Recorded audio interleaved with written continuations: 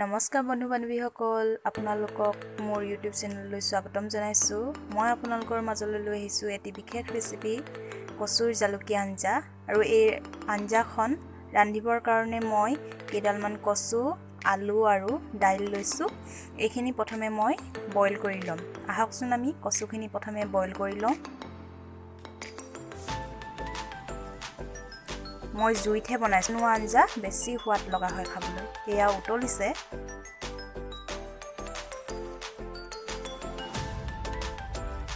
আঞ্জাখন ৰান্ধিবৰ কাৰণে মই লৈ লৈছো পিয়াজ ৰসুন অকণমান এডোখৰ আদা আৰু এয়া জালুকখিনি মই খুন্দি লম ৰসুন আৰু আদাও মই পটাত দি লম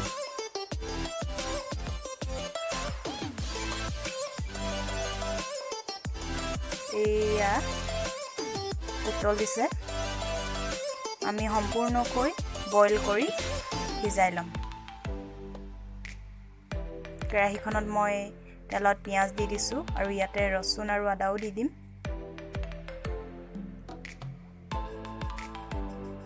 লৰাই লৈছো তাৰ পিছতে আমি ইয়াত আদা আৰু ৰসুন দি দিম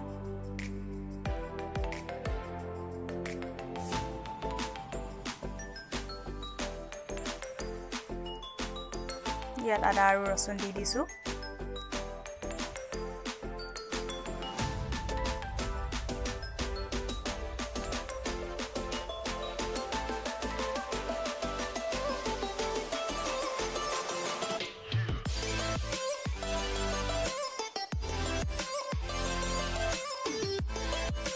আৰু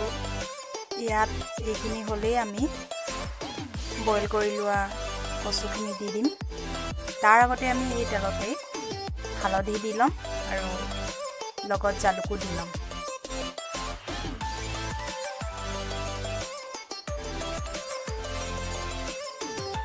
এয়া হালধি দি দিছো আৰু অকণমান পিছতে আমি ইয়াতে জালুকখিনিও দি লম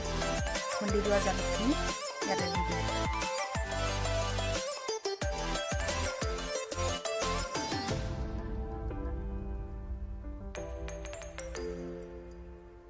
ইয়াতে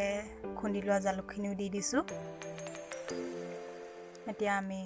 ভালদৰে লৰাই মিক্স কৰি লম তেল মই বেছি দিয়া নাই অকণমানহে দিছো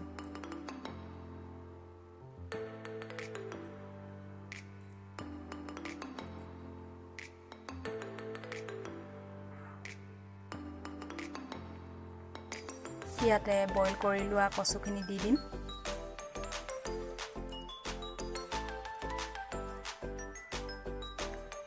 উতল এটা আহিলে এইখিনি হৈ যাব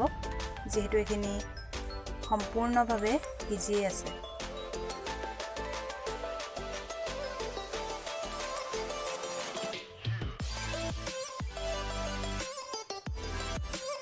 এয়া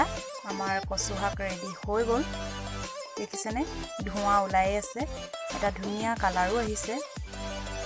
ৰেচিপিটো যদি চাই ভাল পালে তেনেহলে লাইক কমেন্ট আৰু শ্বেয়াৰ কৰিবলৈ নাপাহৰিব লগতে সাবস্ক্ৰাইবটো কৰি দিব ধন্যবাদ